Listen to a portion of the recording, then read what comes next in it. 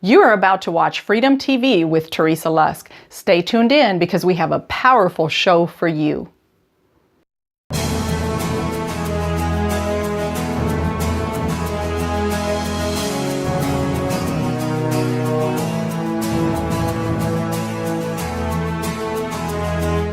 So glad you're watching Freedom TV with Teresa Lusk today. I have a powerful message for you, so hang in there. But before we get started, I want to invite you to visit our website, TeresaLusk.com. Our Facebook page is Freedom TV with Teresa Lusk, or you could email Teresa@TeresaLusk. Today's message is out of the book of 1 Samuel chapter 17, and we are going to talk about testing your armor. You know, as I was studying this book and definitely this chapter, the Lord began to show me so many things in here that were just so powerful and so moving, and I knew that I had to share this message with you. So get your phone ready. Pull out a tablet with a pen and paper. Pull out your phones. Take notes, because you don't want to miss some amazing revelation that I know God is going to give you individually and then throughout the message. So again, we're reading out of 1 Samuel 17. Grab your Bibles. I'm reading out of the New American Standard Bible Version. And so I'm going to read quite a bit of the chapter. And so just hang in there for some powerful revelations that are going to come forth. So I start with verse 20. 1 Samuel, verse 20 says, "So David arose early in the morning and left the flock with a keeper and took the supplies and went as Jesse had commanded him. And he came to the circle of the camp while the army was going out in battle array, shouting the war cry. Israel and the Philistines drew up in battle array, army against army." So here he goes. You know, David's brothers are already getting ready to fight against the Philistines. His father Jesse is concerned, and he says, "Go check in, make sure your brothers are okay." And so David's getting ready to go check in on his brothers as his father commanded him to. Then verse 22, "Then David left his baggage in the care of the baggage keeper and ran to the battle line and entered in order to greet his brothers." So David had a warrior in him already. I know you've heard this, but hang in there, because I've got a lot to share with you today that maybe you have not heard. And so David, with his warrior spirit, he runs to the battle line. He runs to see what's going on here, because that warrior spirit in him just drew him naturally to that environment. "And he was talking with them," meaning with the men. "Behold, the champion, the Philistine from Gath, named Goliath, was coming up from the army of the Philistines. And he spoke these same words, and David heard them." In other words, this Philistine had already been taunting them, had been mocking them, had been making them feel like nothing. And David heard the words. "When all the men of Israel saw the man, they fled from him and were greatly afraid." I don't know how many men were out there, but I know this. It was several men. "These men of Israel said, 'Have you seen this man who is coming up? Surely he's coming up to defy Israel. And it will be that the king will enrich the man who kills him with great riches and will give him his daughter and make his house free in Israel.'" Watch this. "Then David spoke to the men who were standing by him, saying, 'What will be done for the man who kills this Philistine and takes away the reproach from Israel? For who is this uncircumcised Philistine, that he should taunt the armies of the living God?' The people answered him in accord with his word, saying, 'Thus it will be done for the man who kills him.'" So watch this. Before I go on to the next section, I really want to give you some strong points that we have here just from this section alone. Remember, we're talking about testing your armor out of 1 Samuel 17.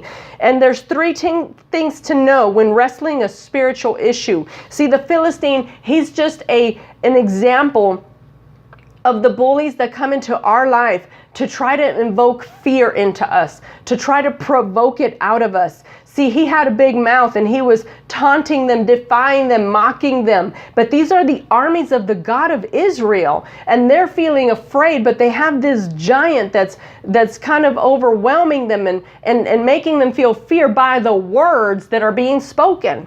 But David didn't feel fear. On the other hand, it stirred something on the inside of him.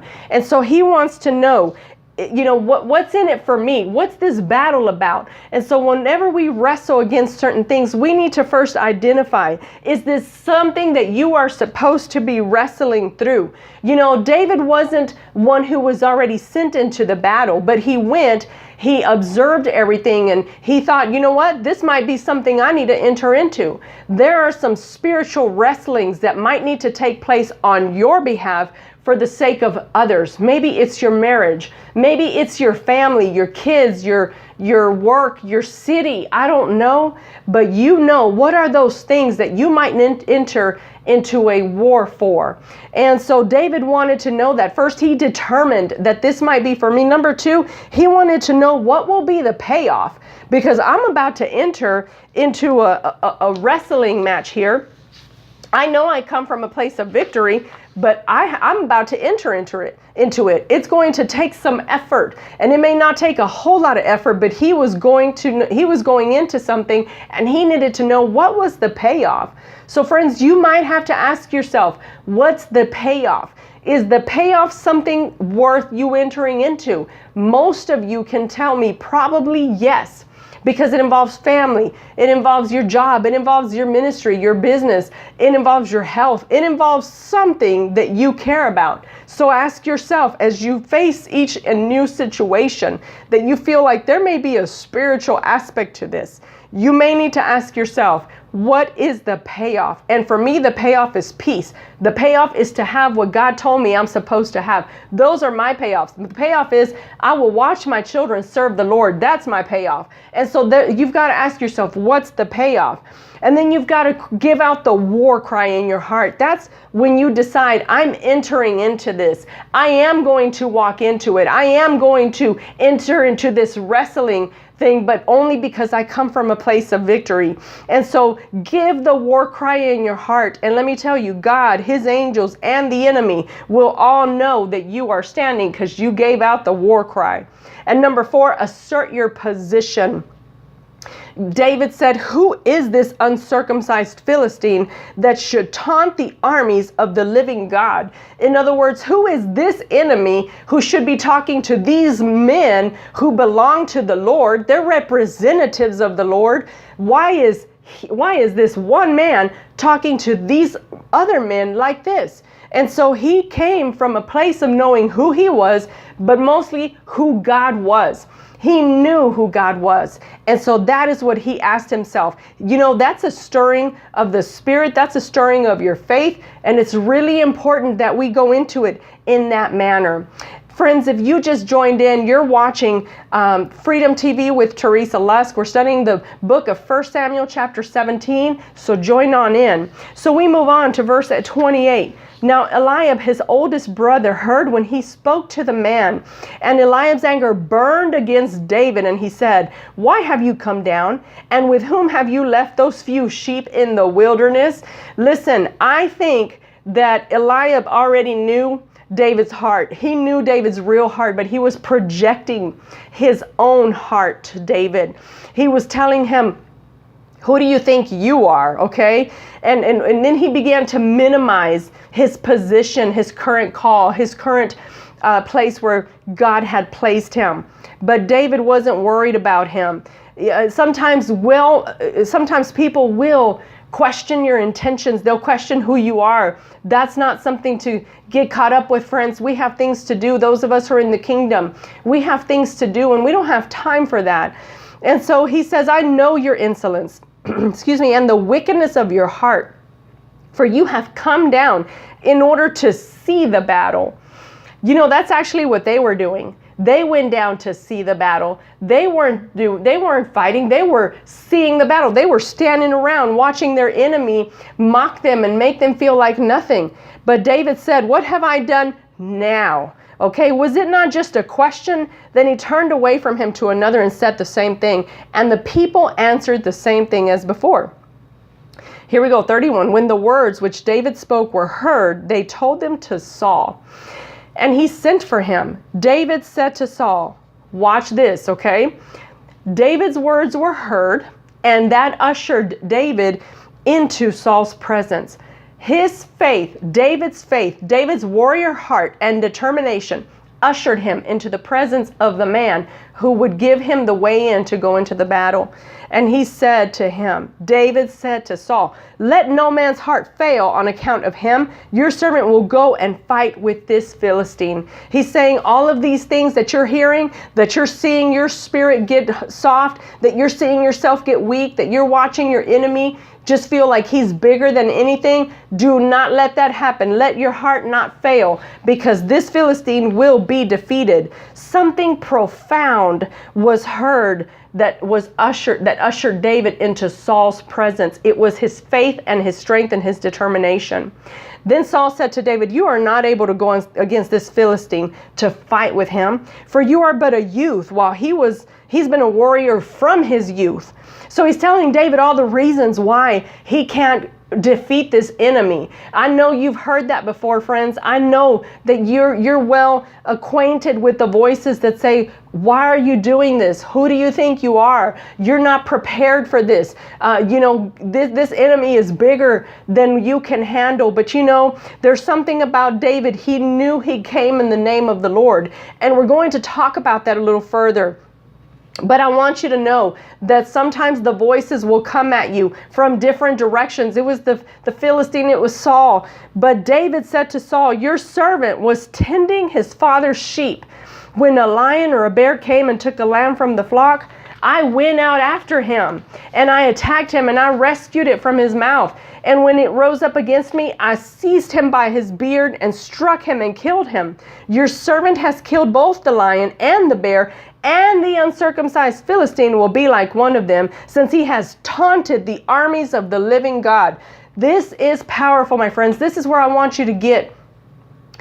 David was telling Saul, don't you understand? I've tested my armor, Saul. Don't you know that I have dealt with the lion, I've dealt with the bear, and this Philistine right here, who's trying to mock the armies of the living God, this one will go down the same way. Friends, sometimes we have to take down notes and write down the victories that we have had in the Lord. We need to recount them like David did. Recount them to your enemy and say, God came forth right here. He came forth this day. He came forth like this. The victory was done. The victory was won. I mean, you've got to recount the times when you've been successful. Recount them to your enemies. Recount them to the atmosphere. Recount them to those who don't have faith for you. Recount them to yourself so that your spirit will stir with faith. And that's exactly what David was doing. And David said, the Lord who delivered me from the paw of the lion and from the paw of the bear, he will deliver me from the hand of this Philistine.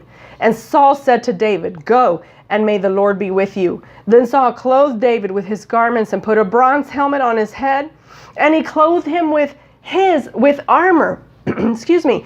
David girded his sword over his armor and tried to walk.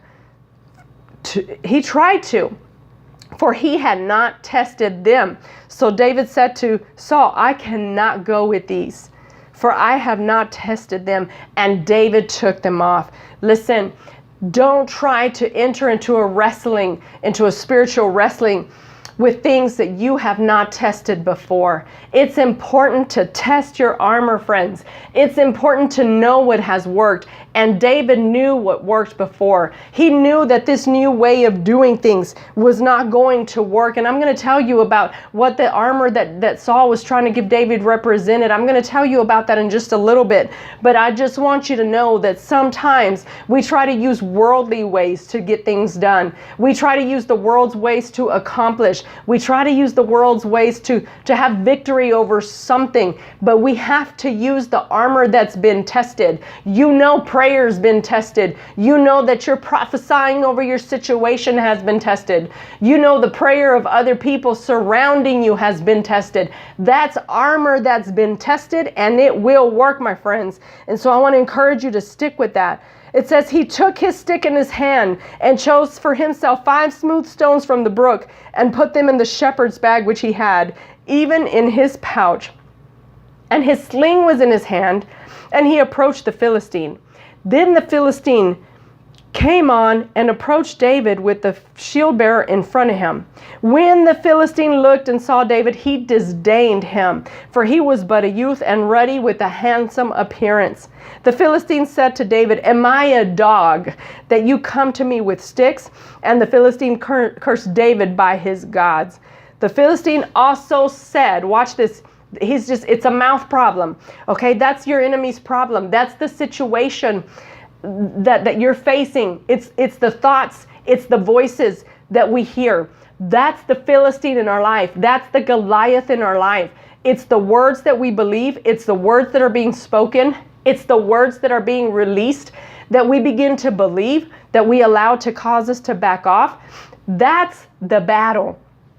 And so the Philistine was using his mouth, but then David said to the Philistine, "You come to me with a sword, with a spear and a javelin, but I come to you in the name of the Lord of hosts, the God of the armies of Israel, whom you have taunted. This day," watch this, "this day the Lord will deliver you into my hands, and I will strike you down and remove your head from you. And I will give the dead bodies of the army of the Philistines this day to the birds of the sky and the wild beasts of the earth, and all the earth may know that there is a God in Israel." Whoa, that is a powerful, powerful couple of scriptures. You need to understand, David was prophesying to his enemy what was going to be of him. He was going to tell him what was going to happen today, right now, in a matter of minutes. He was saying, today, this day, the Lord will deliver you into my hands.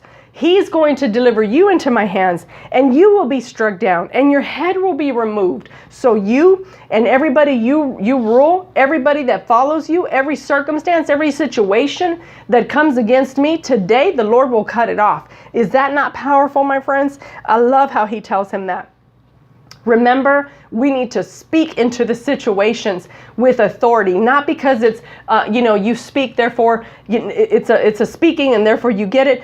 That's great, but it's a speaking, something that we already believe is going to come to pass.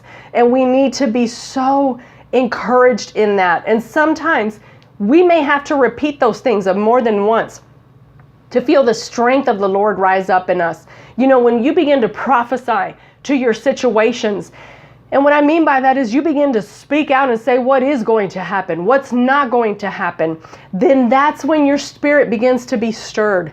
That's when you begin to get encouraged. That's when you begin to believe that you're coming in the name of the Lord. We're not coming in the natural things like Saul. And that's what I wanted to share with you earlier. That Saul putting on the armor on David, that represents the world's ways of doing things. That represents the world's solutions. It says here's some tools that you can use to have victory in this situation. But David already knew, you know what?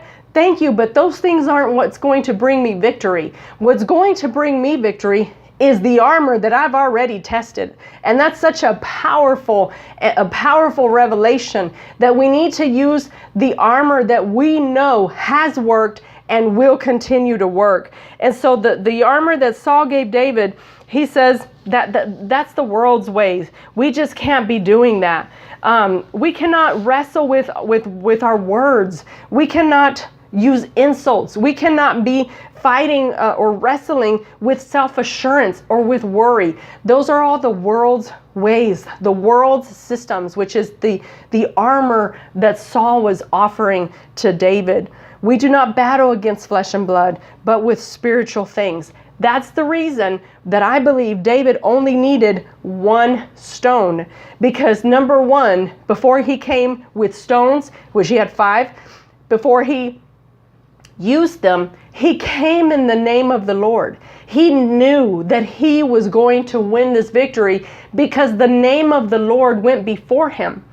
Friends, let me ask you, when you go into a wrestling time, when you go into a season knowing that you're having to fight for some things, are you so assured that the victory will come because you're coming in the name of the Lord? Because that's the number one weapon that David came with. He said, I have the name of the Lord. Yes, I have 5 smooth stones. Yes, I have whatever else around me that I could use. But number one, I come in the name of the Lord. I know that that name is above this Philistine, that lion, that bear, and any other enemy that would come against me. That's so powerful that he understood it. And so I want to encourage you, my friends, that when you go into a wrestling, a spiritual wrestling, a time of praying for your family, standing for your marriage, standing for your ministry, standing for your business, maybe standing against a false legal accusation, you name it.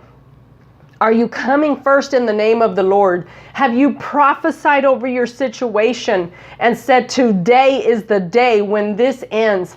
Today, all this bullying ends. The bullying that you have, that my enemy that comes with, that they come with words and accusations and false rhetoric, all the things, the lies that people have begun to believe about me. I don't know what your situation is, but prophesying truth, prophesying what will happen in the name of the Lord will cause you to walk in victory. It will stir your spirit, my friend. It'll cause faith to begin to be activated, because the word says that the righteous are bold. And so and sometimes we go, well, I don't feel bold. Well, that's because we need to remind ourselves with the truth.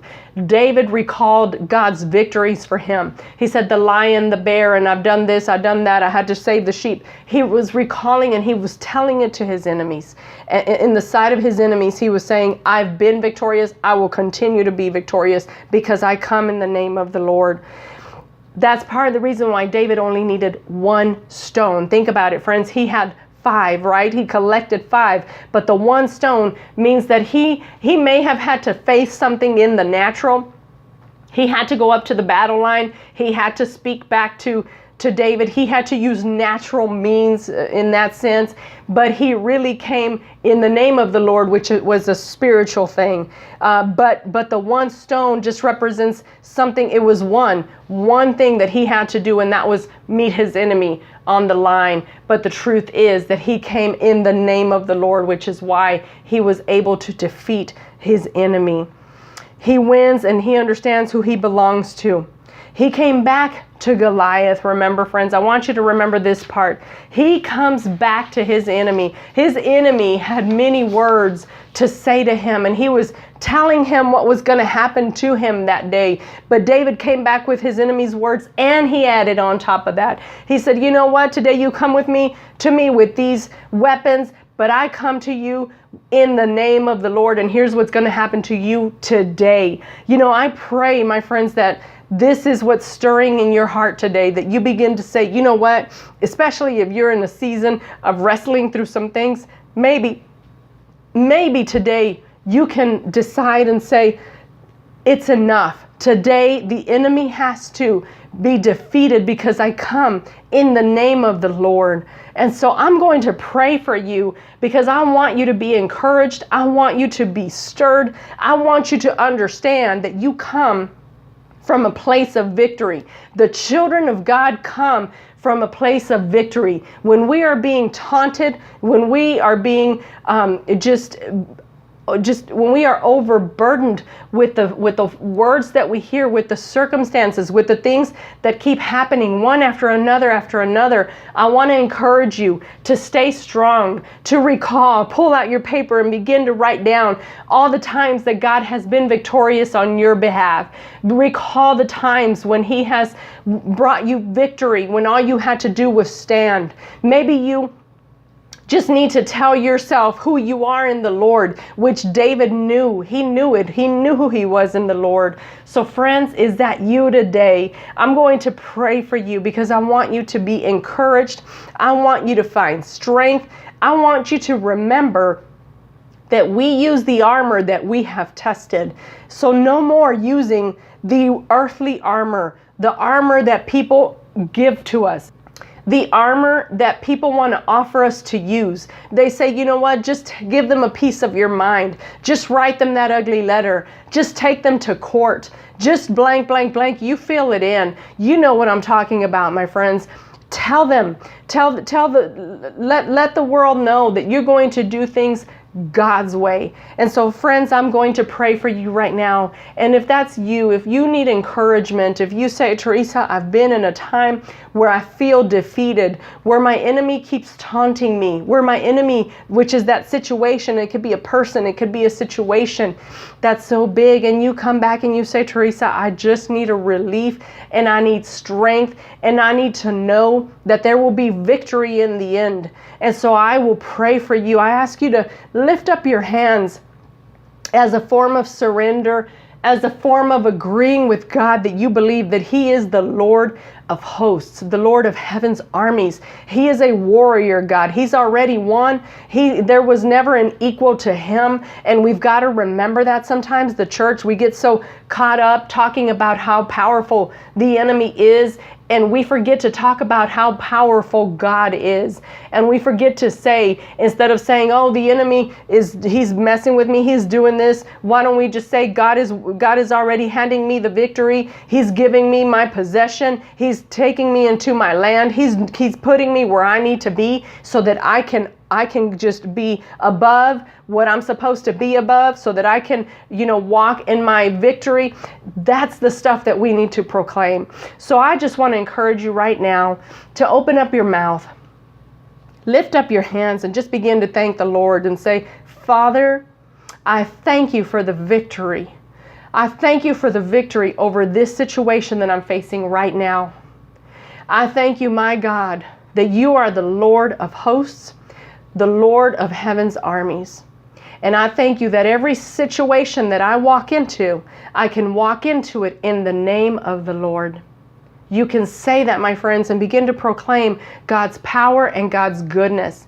And I'm going to pray for you right now. Father, in the name of Jesus, I thank you, my God, for my friends who are watching. I pray strength and boldness begin to manifest on the inside of them, that they begin to rise up in the name of the Lord of hosts, of heaven's host, the Lord of heaven's armies, God, that they begin to be strengthened by the power of your Holy Spirit, and they will not walk in fear from this point on, in the name of Jesus. Friends, thank you so much for watching. Don't forget to visit our website, TeresaLusk.com. Visit our Facebook page, Freedom TV with Teresa Lusk, and send us your emails, Teresa@TeresaLusk. Thank you so much for watching, and God bless. Do you desire to deepen your walk with the Lord and change your prayer life? Well, Prayers That Change Us can help you do just that. Get your copy at CreateSpace or Amazon.com. Do you have a business of any size? Do you need help with your taxes and accounting? Please call my friends at Peters CPA LLC.